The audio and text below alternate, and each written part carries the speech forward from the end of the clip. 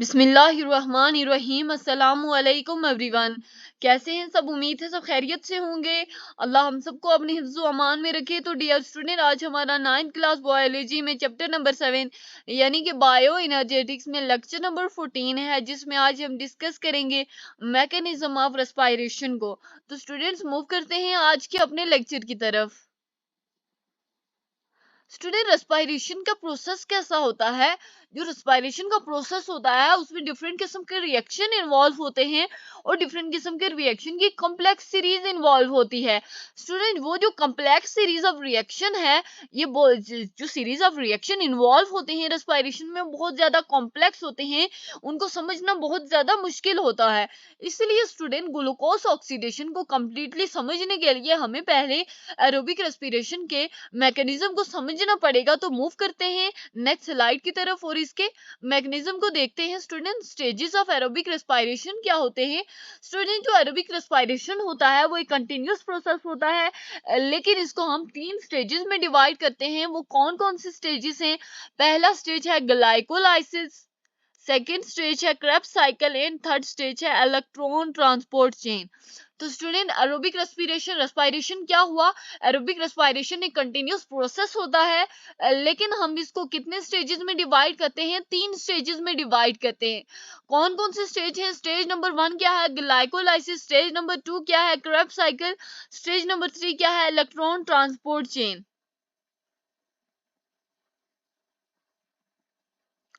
Occurrence of glycolysis की बात करें स्टूडेंट, ग्लाइकोलाइसिस कहाँ होता है? ग्लाइकोलाइसिस का प्रोसेस कहाँ होता है? तो ग्लाइकोलाइसिस किधर होता है? साइटोप्लाज्म में अकर होता है। किधर होता है? साइटोप्लाज्म में अकर होता है। और स्टूडेंट, इस स्टेज के दौरान ऑक्सीजन इन्वॉल्व नहीं होता। स्टूडेंट, इस स्टेज के दौरान ऑक्सीजन इन्वॉल्व नहीं होता। स्टूडेंट, रेस्पिरेशन की कौन सी टाइप होती है जिसमें ग्लाइकोलाइसिस अकर होता है? स्टूडेंट, ये दोनों टाइप्स में अकर होता है। एरोबिक रेस्पिरेशन में भी होता है और एनारोबिक रेस्पिरेशन में भी होता है। क्यों स्टूडेंट? इसकी वजह क्या है कि ये जो ग्लाइकोलाइसिस है, ग्लाइकोलाइसिस का प्रोसेस एरोबिक रेस्पिरेशन में भी होता है और एनारोबिक रेस्पिरेशन में भी होता है। इसकी आखिर वजह क्या है? इसकी वजह ये है स्टूडेंट कि इस स्टेज के दौरान ऑक्सीजन इन्वॉल्व नहीं होता। अगर इस स्टेज के दौरान ऑक्सीजन इन्वॉल्व होता स्टूडेंट, यानी कि ग्लाइकोलाइसिस को प्रोसीड होने के लिए ऑक्सीजन की जरूरत होती, तो इस सूरत में क्या होता कि जो एनारोबिक रेस्पिरेशन होती है, एनारोबिक रेस्पिरेशन में ग्लूकोज की ऑक्सीडेशन नहीं हो पाती। तो यही वजह है कि यहाँ पे ऑक्सीजन इन्वॉल्व नहीं होता। तो इसलिए ये जो ग्लाइकोलाइसिस का प्रोसेस होता है, ये एनारोबिक रेस्पिरेशन में भी होता है और एरोबिक रेस्पिरेशन में भी होता है। ग्लूकोज मॉलिक्यूल के ब्रेकडाउन के नतीजे में क्या होता है स्टूडेंट? ग्लाइकोलाइसिस में ग्लूकोज मॉलिक्यूल टूटता है और टूट के क्या बनाता है? पायरुविक एसिड के 2 मॉलिक्यूल बनाता है। स्टूडेंट, ब्रेकडाउन कैसे होती है ग्लूकोज मॉलिक्यूल की और इसके नतीजे में क्या बनता है? स्टूडेंट, ग्लाइकोलाइसिस में ब्रेकडाउन होती है ग्लूकोज मॉलिक्यूल की और इसके नतीजे में हमारे पास कौन से मॉलिक्यूल बनते हैं? पायरुविक एसिड के मॉलिक्यूल बनते हैं। और स्टूडेंट, पायरुविक एसिड के कितने मॉलिक्यूल बनते हैं ग्लूकोज मॉलिक्यूल की ऑक्सीडेशन के दौरान, ग्लूकोज मॉलिक्यूल के टूटने के नतीजे में? तो स्टूडेंट, ग्लूकोज मॉलिक्यूल के टूटने के नतीजे में पायरुविक एसिड के हमारे पास 2 मॉलिक्यूल्स बनते हैं। उसके बाद है Krebs cycle, complete oxidation of pyruvic acid molecule. Student, हमारे पास कितने मॉलिक्यूल बने हैं पायरुविक एसिड के? 2 मॉलिक्यूल बने हैं। स्टूडेंट, अब ये जो पायरुविक एसिड मॉलिक्यूल होते हैं, ये क्रेब्स साइकिल के दौरान कंप्लीटली ऑक्सीडाइज्ड हो जाते हैं और इस स्टेप के दौरान फॉर्मेशन किसकी होती है? एटीपी की होती है, एनएडीएच की होती है और एफएडीएच2 की होती है।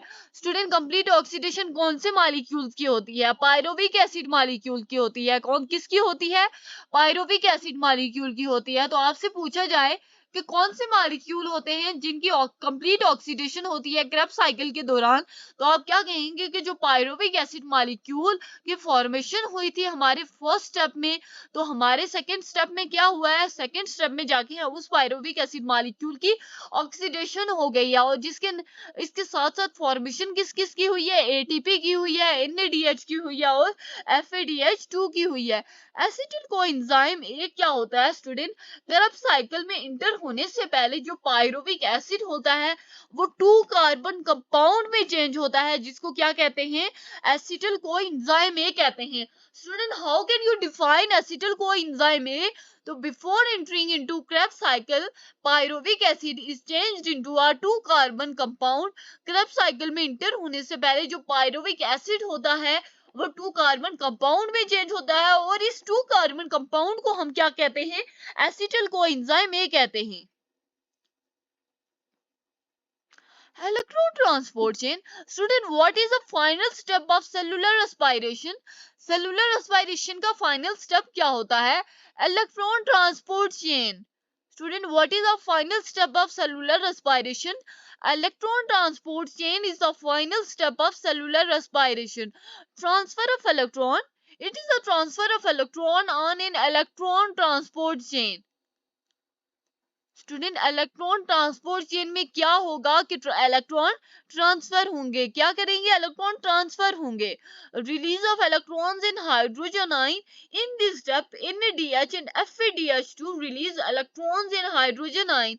इसके दौरान क्या होगा, जो NADH होते हैं और FADH2 है, ये क्या करेंगे, ये अपने इलेक्ट्रॉन रिलीज करेंगे और हाइड्रोजन आयन, अपने इलेक्ट्रॉन्स और हाइड्रोजन आयन रिलीज करेंगे।